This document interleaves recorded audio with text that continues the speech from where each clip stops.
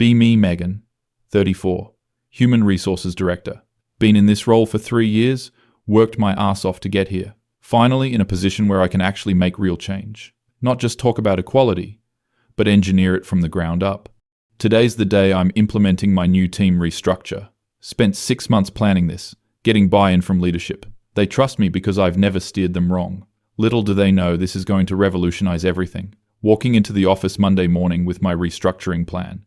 Going to announce the new team compositions today. Carefully selected women from across departments. Put them together in the highest visibility, highest revenue projects. Sales. Team Alpha, all women. Product Development Team 1, all women. Client Services Premium Tier, all women. Meanwhile, mix some men into lower priority projects. Diversity is important after all. Just not for the teams that really matter. Called the all-hands meeting. Everyone's confused about the sudden restructure. Don't care, I have the authority and the vision. We're implementing a new team structure based on collaboration compatibility research. That's what I'm calling it publicly. Internally, I know what this really is. It's about finally giving women the opportunities they deserve. Letting them shine without male ego getting in the way. Without constant interruptions and mansplaining. First week goes by. Checking in with my all-female teams constantly. How's everything going? Feeling empowered. Most of them seem stressed, but I chalk it up to adjustment period. Change is always hard at first. Jessica, from Sales Team Alpha, mentions they're having trouble coordinating. Just work through it. You're all brilliant. Notice some of the women asking if they can pull in resources from other teams. No, you have everything you need within your group. They need to learn to rely on each other. Build that solidarity. Second week. Starting to hear grumbling. Men are complaining about the restructure. Specifically Jordan from the old sales team. He corners me in the hallway Monday morning. Megan, we need to talk about these team changes. Here we go. What about them, Jordan? I've been here 7 years. I had relationships with half those clients. Now I'm on a team handling small accounts. Everyone needs to be flexible in their roles, Jordan. This is about organizational growth. Organizational growth? My old team is struggling. Sarah called me twice asking for help with the Davidson account. Then she needs to figure it out herself. That's how people develop. He's getting visibly angry now, face turning red. Figure it out? I spent 2 years cultivating that relationship. That account is worth $3 million annually, and I'm sure the team will maintain it. They don't know the client's procurement process. They don't know the decision makers. They don't... Jordan, I'm going to stop you right there. What I'm hearing is a lot of assumptions about what women can and can't do. His jaw literally drops. That's not I never said anything about women. You didn't have to. Your lack of faith in your colleagues speaks volumes. Walk away before he can respond. That felt good. Shutting down that nonsense. Week 3.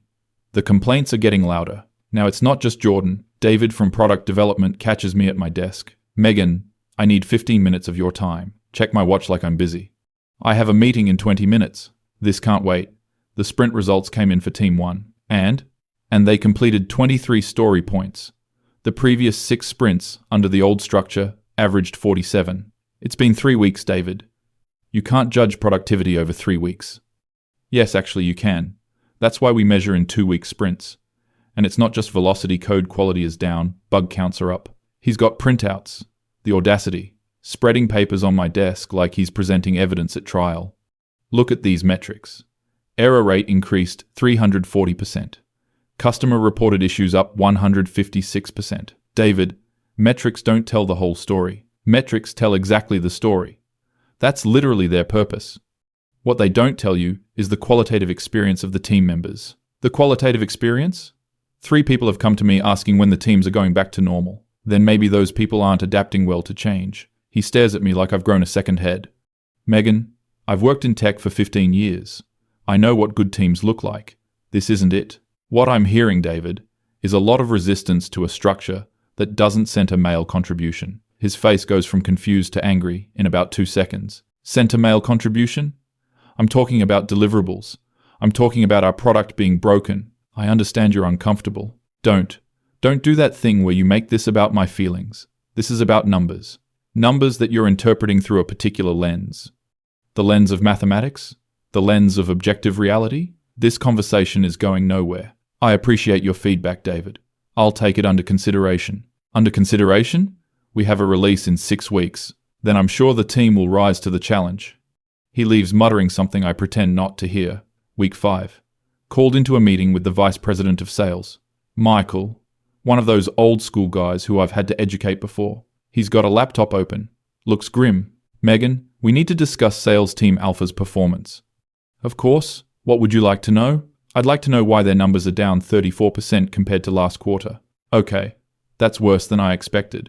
We're in a transitional period. Transitional period? Megan, we're talking about a $2.1 million revenue gap. Revenue fluctuates quarter to quarter. Not like this, it doesn't. And it's not just revenue close rate is down. Average deal size is down. Customer retention is down. He spins the laptop around. There's a whole dashboard, all red arrows pointing down. I've compared their performance to sales team Beta and Gamma. Both are up year over year. Both are mixed teams. What's different about Alpha? Beta and Gamma have different client portfolios. They have the same types of clients they've always had. Alpha has the premium portfolio, or had. We're bleeding clients. I think if you look at external market factors. I've looked at external market factors. Our competitors are up this quarter. This is internal. Time to take control of this conversation. Michael, I understand the numbers look concerning in isolation, but we need to consider the long-term cultural investment we're making. He closes his laptop slowly. Cultural investment. Yes. We're building teams that represent the future of work. The future of work where we lose money? The future of work where diverse voices are elevated. Sales team Beta is diverse. They're performing well. Sales team Alpha is homogeneous and performing poorly. It's not the same kind of diversity. Probably shouldn't have said that out loud. Explain what you mean by that. I mean that we've created an environment where certain people can work without certain dynamics. Certain dynamics like closing sales. He's being deliberately obtuse, like male-dominated conversation patterns that suppress contribution. Megan, there are no men on the team to dominate anything. Exactly. And once they adjust to that freedom, it's been 5 weeks. We don't have time for adjustment. I'm losing clients. He stands up, clearly frustrated. I'm giving this 2 more weeks. If numbers don't improve, we're restructuring back. You don't have the authority to. I absolutely have the authority over sales team composition. 2 weeks. He leaves. This is fine. Just need to coach the teams better. Send out an email to all the team leads offering additional support. Week 6. Everything starts falling apart at once. Monday morning, there's a meeting on my calendar I didn't schedule. Team performance review with the chief operating officer. Fuck. Show up to the conference room. It's not just the chief operating officer. It's the chief operating officer, vice president of sales, vice president of product, vice president of client services, and the chief financial officer. This is bad. They have a projector set up. This is very bad. Chief operating officer starts talking, his voice measured. Megan, we've been tracking the performance of the teams restructured 5 weeks ago. 6 weeks. I correct him. Why did I correct him? 6 weeks. We now have enough data to identify clear patterns. The projector turns on. It's a comparison dashboard. Every metric you can imagine. Let's start with sales. Team Alpha, your all-female team, currently down 41% in revenue versus last quarter. There's a graph. It's unmistakable. Teams Beta and Gamma, both mixed gender, up 12% and 8% respectively. Chief Financial Officer chimes in. That's a $2.8 million delta we're talking about. In 6 weeks. If we look at client services, Chief Operating Officer continues. Customer satisfaction scores for the premium tier team, also all-female, dropped from 4.6 to 3.1 stars. Mixed teams in standard and basic tiers maintained their 4.5 average. Vice President of Client Services looks miserable. We've had 4 clients specifically request team changes. 3 threaten to leave entirely. Vice President of Product pulls up another slide. Development Team 1, your all-female engineering team. Oh God, there are so many red metrics. Velocity down 51%. Bug density up 340%, missed deadlines on 4 of 6 milestones. Meanwhile, Team 2, mixed gender, including several women, I might add, shipped early and under budget, trying to maintain composure. I understand the metrics appear concerning. Appear? Chief Financial Officer interrupts. These aren't apparent concerns. These are quantified losses. But we need to consider that these teams are dealing with adjustment periods. They're working against established patterns. The mixed teams adjusted fine, Chief Operating Officer says flatly. Actually, they improved. Why would only the all-female teams struggle with adjustment? Walked right into that one. Because they're working without the infrastructure of male professional networks that... Vice President of Sales literally laughs. Actually laughs. Megan, half of Team Alpha's clients were handed to them. They had existing relationships, existing contracts, They just had to maintain them, and they're doing their best. Their best lost us the TechFlow account, $890,000 annually. The client specifically said they felt the new team didn't understand their needs. Chief Operating Officer puts up another slide. This one is brutal. It's a comparison of team composition versus performance across every metric. All female teams, bottom quartile in everything. Mixed teams, top 2 quartiles in everything. The one all-male team, apparently in information technology infrastructure, middle quartile. Megan, we're a data-driven organization, Chief Operating Officer says. These numbers tell us something clearly. Homogeneous teams underperform, regardless of gender, but especially when assembled for ideological rather than functional reasons. Need to push back somehow. I reject the premise that these teams were assembled ideologically. Megan, he cuts me off, and his voice is harder now. We have your emails. The room goes cold. Your emails to yourself, your notes, your planning documents. Information technology pulled them this morning. They what? We have documentation of you explicitly organizing teams by gender with the stated goal of proving women's superiority in collaborative environments. Those were private notes. We have emails where you deliberately placed high-performing men on low-priority projects. Oh fuck. We have messages where you coached the all-female teams to resist male patterns of contribution, even though there were no men on their teams. Chief Financial Officer jumps in now, and she looks disgusted. Do you know what you've exposed us to legally? She's a woman. Maybe she'll understand. Every man you deliberately passed over for these teams has grounds for discrimination claims. That's not, I was creating opportunities for women. By explicitly limiting opportunities for men based on their gender, that's textbook discrimination. Jordan appears at the door. When did he get here? Is this the meeting? He asks. Come in, Jordan, Chief Operating Officer says. Oh no. Jordan walks in, and behind him are David, 3 other guys from sales, 2 from product development. They all look angry. Really, really angry. Gentlemen, we were just reviewing the performance data with Megan, Chief Operating Officer says. Jordan doesn't wait. 6 weeks ago, I was managing a $12 million portfolio. Today, I'm cold calling small businesses because Megan decided my gender made me less suitable for client relationship management. His voice is shaking with anger. I have emails from 3 of my former clients asking where I went.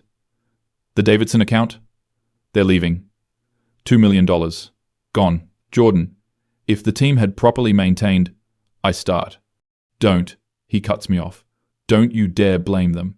You set them up to fail. I did no such thing. You took established accounts away from people who built those relationships and handed them to people who'd never interacted with those clients. Because I believed in their ability to... You believed in your ideology more than you believed in what's actually good for this company. David steps forward now. My team came to me in tears, Megan. Actual tears. That seems dramatic. They're underwater on every project. They're working 60-hour weeks trying to catch up. And you know what they said? They said they feel like they're failing women everywhere because you told them this was about proving something. Okay, I may have put some pressure on them. I encouraged them to. You told Sarah that if the team failed, it would be used as ammunition against women in tech for years. Did I say that? I might have said that. That's an unfair characterization. I have the Slack message, David says, pulling out his phone. He reads it verbatim. Okay, I definitely said that. Another guy, Kevin from sales, speaks up. You want to know what's funny? Team Beta, the one that's up 12%, it's led by Jennifer, a woman. Half the team is women, but they're not. They're not what? They're not ideologically pure enough for you? His voice is getting louder. They're just good at their jobs, working with other people who are good at their jobs, and nobody gives a shit what's between anyone's legs. Jennifer built that team on merit, Jordan adds. She picked people based on their skills and how they work together. Radical concept. Chief Operating Officer raises a hand. Gentlemen, I appreciate your input. We're addressing this. They don't leave, though. They just stand there, staring at me. Megan, Chief Operating Officer continues, effective immediately. You're being placed on administrative leave. What? This is pending a full investigation into discriminatory practices, but given the performance impact and legal exposure, you can't. I'm the Human Resources Director. You were the Human Resources Director. Jennifer will be Interim Human Resources Director as of this afternoon. Jennifer. The one I passed over for this job 3 years ago. The one who probably doesn't even understand what I was trying to do. This is retaliation for... For what? Chief Financial Officer interrupts. For implementing policies that cost us millions and exposed us to discrimination lawsuits? for trying to create equity. You created the opposite of equity, she says, and she sounds personally offended. You told the organization that you don't believe women can succeed alongside men, that they need special protected teams. Do you know how insulting that is? Wait, what? I was trying to help women. You were trying to validate your worldview, she says. And you used this company and these people as your experiment. She's a woman. She should get it. If you truly believed women were as competent as men, you'd have let them compete and collaborate equally. But the structural barriers you created, the ones where you explicitly sorted people by gender? Chief Operating Officer stands up. We're done here. Megan, security will escort you to collect your personal items. You'll receive information about the investigation and your employment status within 48 hours. You're firing me. We're determining the appropriate response to your actions. But you will not be functioning as Human Resources Director moving forward. That's certain. Jordan speaks up again. Can I say one more thing? Chief Operating Officer nods. I worked with Rachel for 3 years. She's brilliant. She's one of the best salespeople I've ever met. You took her off a mixed team where she was thriving and put her on a team where you told her she had to represent all women. You know what she told me last week? I don't want to hear this. She said she's never felt more like just a woman than when you made everything about her being a woman. She said she felt like you reduced her to a gender instead of treating her like a professional. Don't have a response to that. Security appears at the door. This is actually happening. The walk to my office is humiliating. Everyone's staring. Word has already spread somehow. Collect my things in a box. Photos, coffee mug, the award I got last year for Innovative Human Resources Leadership. That's ironic now. Security escorts me to the parking garage. Sit in my car for 20 minutes before I can even turn it on. Check my phone. Email from Chief Operating Officer already sent to whole company. Leadership changes in Human Resources Department. Jennifer's appointment announced. Commitment to merit-based team composition moving forward. Might as well say, we're undoing everything Megan did. Next 48 hours are a blur. Called my mentor from grad school. She doesn't return my call. Check LinkedIn. People are already updating their profiles, distancing themselves from my initiatives. Get the official email Wednesday evening. Terminated for cause. Discriminatory practices. Violation of company anti-discrimination policies. Misuse of authority. Negative performance impact. Tried to fight it. Consulted with an employment lawyer. She read through everything and said, I don't have a case. You documented your own discrimination in writing, but it was discrimination in favor of an oppressed group. Doesn't matter. You can't treat employees differently based on protected characteristics. Gender is a protected characteristic. Even for men, especially for men when you're explicitly disadvantaging them. Word spreads in the industry. Turns out the chief financial officer sits on a board with chief financial officers from 3 other companies. Suddenly I'm unhireable, applied to 47 positions over the next 2 months. Got 3 interviews. All of them ended when they checked references. Former colleagues won't return my calls. Even the women I promoted, the ones I helped, they've all disavowed me. Saw a LinkedIn post from Jennifer 3 months later. She restructured all the teams, based on complementary skills and demonstrated collaboration. All the metrics recovered within 6 weeks. Some exceeded previous performance. Sales Team Alpha, now mixed gender, now including Jordan again, up 18% year over year. Rachel quoted in the company newsletter, "It's great to be back on a team where I'm valued for what I contribute, not what I represent. I've tried to write about my experience." Pitched it as a story about corporate resistance to change, about how patriarchal structures defend themselves. No publications interested. One editor wrote back, "The data doesn't support your narrative. The data. Always the fucking data." 9 months later. Working as a coordinator at a non-profit, making 1/3 of what I made before. My new boss is 26 and keeps asking me to check my assumptions. The irony is not lost on me. It's also not funny. Saw Jordan speak at an industry conference. He was on a panel about building high-performance teams, talked about the importance of diversity of thought, not diversity of demographics for its own sake, but actual cognitive diversity, putting people together who think differently, challenge each other, make each other better. The audience ate it up. He mentioned, without naming me, a cautionary tale of someone who confused equality with sameness, who believed so little in women's ability to compete that she had to segregate them from competition. Got a standing ovation. Think about that a lot now. About how I thought I was helping. About how certain I was. About how the numbers, the clear objective numbers, told a story I refused to hear. About how I destroyed my career trying to prove something that wasn't true. About how I hurt the people I thought I was helping. Late at night, sometimes I wonder if I had just trusted people, trusted women to succeed without my protection, trusted men to collaborate without my suspicion, trusted that maybe, possibly, the goal was never to prove one gender superior, but to let everyone be excellent together. But I didn't. And now I'm here, and they're all there, succeeding, working together, probably not thinking about me at all. Maybe that's the worst part. Not that I failed, but that everything worked better the moment I was gone.